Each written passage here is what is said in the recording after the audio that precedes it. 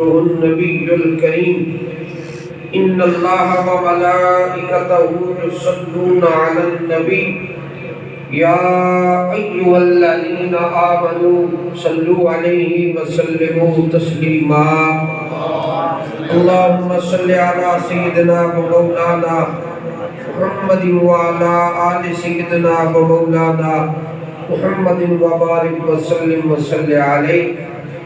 حمد و صلات کے بعد لکھوں کہائشتوں کے لائق حضرات علماء کرام، بالخصوص عزیزم حضرت علامہ مولانا قاری عظمت علی چشتی صاحب، جن کو اللہ تعالیٰ نے ایک خاص اپنا کرم اور فضل فرماتے ہوئے پہلے ہی سے انسان کے سر پر اللہ نے عزت کا تاج سجایا ہوا ہے۔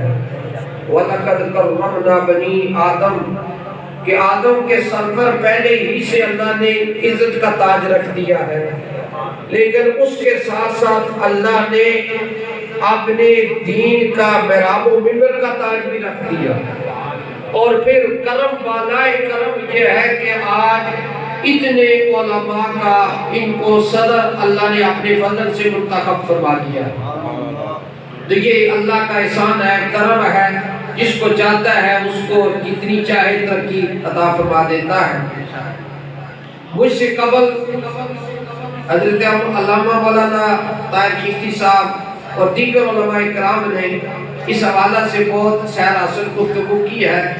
چونکہ آج علماء کرام یہاں پر تشریف فرما ہیں تو ہم چاہتے ہیں کہ ہم اپنی خامیوں کو دور کریں، اپنی اصلاح کریں، اپنے معاملات کو درست کرتے ہوئے چند باتیں جو ہے نا وہ ایسی کر لیں جس سے ہمارا جو معاملات ہیں وہ بہت سارے بہتر ہو سکیں۔ پہلی بات تو یہ ہے کہ یہ میں ابھی کتاب لے کر آیا ہوں فقی ابو لیث رحمۃ اللہ تعالیٰ علیہ کی۔ آپ نے بہت سارے علماء کے متعلق حوالہ جات سے گفتگو کی ہے ان کو سنوارنے کے لیے، ان کے معاملات کو سیدھا کرنے کے لیے۔ اس میں سر فہرست کو جو بات لائے ہیں وہ یہ ہے کہ علماء جو ہیں یہ انبیاء اور رسولوں کے امین ہیں۔ اب یہ اتنا بڑا رتبہ ہے، مقام ہے، عزت ہے جو کائنات کے اندر کسی اور کو نہیں مل سکتی۔ اب دیکھو نا، ظاہری طور پر ہم کہتے ہیں کہ فلاں جو ہے نا وزیر اعظم کا پرسنل سیکرٹری ہے، فلاں اس کا ہے، فلاں اس کا ہے، یہ تو آپ جانتے ہو۔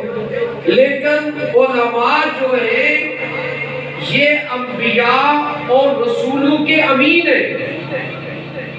جب انبیاء اور رسولوں میں یہ امین ہیں تو پھر ہر آدمی اس بات کو اچھی طرح سمجھتا ہے کہ اللہ نے انبیاء اور رسولوں کو کس لیے دنیا میں مبعوث فرمایا، ان کی ذمہ داری کیا تھی اور انہوں نے آ کر کیا کیا۔ ان کا سب سے پہلے بنیادی جو اصول انبیاء نے اس مخلوق کو سمجھایا وہ اللہ کی توحید تھی، اللہ کی معرفت تھی۔ اللہ کے ساتھ جن لوگوں کے رشتے ٹوٹ چکے تھے ان کو دوبارہ سے انبیاء اولیاء نے جوڑا، اور یہی بات رب العالمین جل شانہ نے علماء کے ذمہ لگا دی ہے کہ جن لوگوں کے رشتے، جن لوگوں کا تعلق اللہ سے ٹوٹ چکا ہے ان کا رشتہ، ان کا تعلق اللہ سے جوڑے، اللہ کے نبی کے ساتھ جوڑے۔ اور اب قیامت تک کسی نبی نے نہیں آنا، یہ کام جو ہے انبیاء کا، رسولوں کا، یہ علماء نے کرنا ہے۔ سامعین عزیز وقار، پھر آگے وہ لکھتے ہیں کہ جب یہ انبیاء اور رسولوں کے امین ٹھہرے تو ان کو امراء اور سلاطین سے میل جول پیدا نہیں کرنا چاہیے۔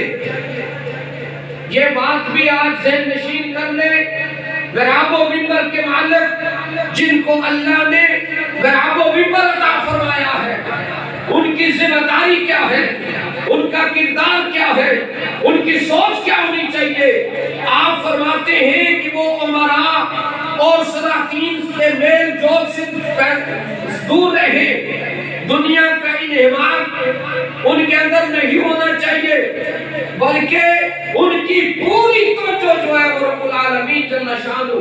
बारगाह सुन्नियत के साथ होनी चाहिए, अल्लाह की ज़ात पर उनका तवक्कल होना चाहिए। इस मामले में अल्हम्दुलिल्लाह तमाम उलमा इसमें शामिल हैं। ये नहीं है कि मैं किसी को मुस्तस्ना कर रहा हूँ, लेकिन अल्लाह ताला ने हमारे अजीज को इस मसले में बहुत सारी वाफर मिकदार में ये हिस्सा अता फरमाया है कि आपके अंदर इखलास है, अल्लाह की ज़ात पर तवक्कल है, और हर बात में जब भी, चूँकि मेरा काफ़ी अब आना जाना करना यानी हर लिहाज से काफ़ी कुर्ब है, तो हर बात में जो ये बात करते हैं ना, ये वलियों वाली बात करते हैं। तो इसलिए फिर आगे हजरत उमर बिन खत्ताब रज़ियल्लाहु ताला अन्हु ने एक दफ़ा हजरत अब्दुल्लाह बिन सलाम से पूछा कि अरबाब इल्म कौन लोग हैं? अर्ज किया जो इल्म पर अमल भी करते हैं। फिर पूछा कि लोगों के कुलूब से इल्म को ख़त्म करने वाली क्या चीज़ है? लोगों के दिलों से इल्म को ख़त्म करने वाली क्या चीज़ है? फरमाया हिर्स और लालच, ये इल्म को ख़त्म कर देती है। तो आज हम यहाँ पर सारे के सारे उलमाए किराम हैं जिनको अल्लाह ने हमारी जिम्मेदारी सौंपी है, ये बात भी ज़हन में रख ले कि हमारे दिलों दिमाग के अंदर, हमारे दिलों के अंदर दुनिया की लालच नहीं होनी चाहिए, किसी आदमी की खुशामदी नहीं करनी चाहिए, सिर्फ अल्लाह की ज़ात पर हमारा तवक्कुल हो।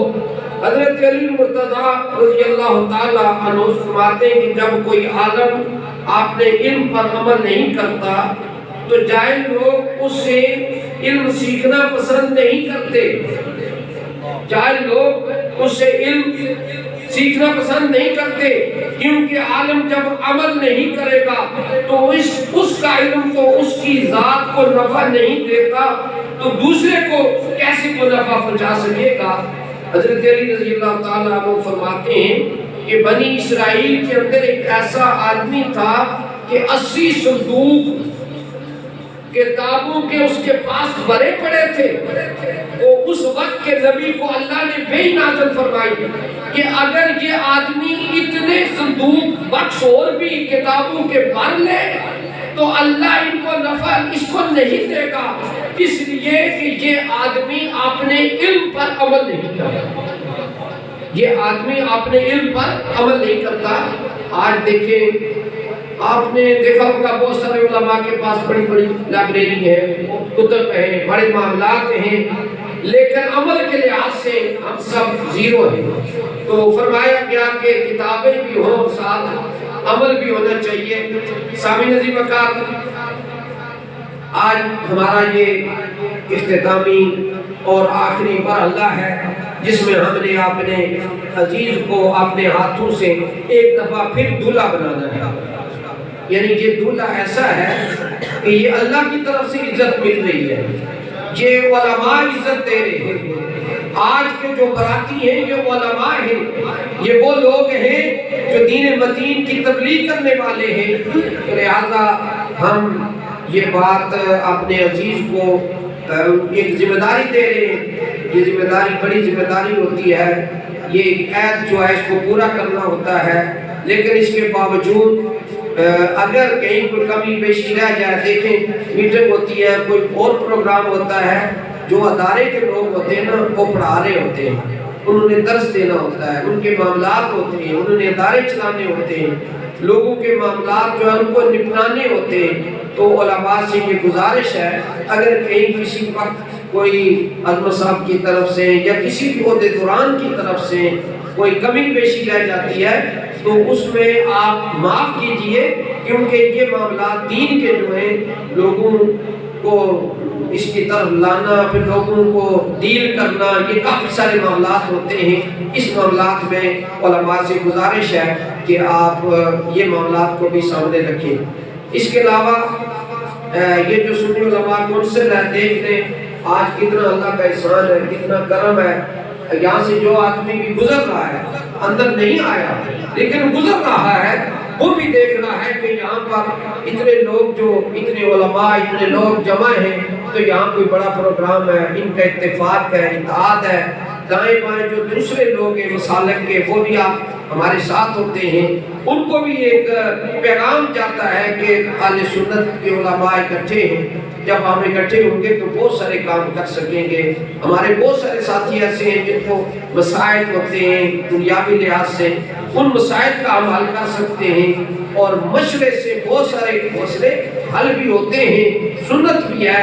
اللہ کریم جل شانہ کی بارگاہ قسم دعا ہے اللہ جل شانہ تمام علماء اکرام کو دینی دنیاوی ظاہری باطنی نعمتوں سے مالا مال فرمائے اور کامیابی نصیب فرمائے، اور ہم سب کو اللہ اپنی رضا کی خاطر دین کا کام کرنے کی توفیق دے۔ جس طرح کہ علامہ صابر صاحب نے فرمایا قیامت کے دن سب سے پہلے جو فیصلہ ہوگا نا وہ قاری قرآن کے بارے میں ہوگا، وہ جہنم میں جائے گا، سخی جہنم میں جائے گا، شہید جو ہے وہ سب سے پہلے جہنم میں جائے گا۔ تو ان تمام چیزوں کو سامنے رکھ کر اللہ کا خوف اور اپنے عمل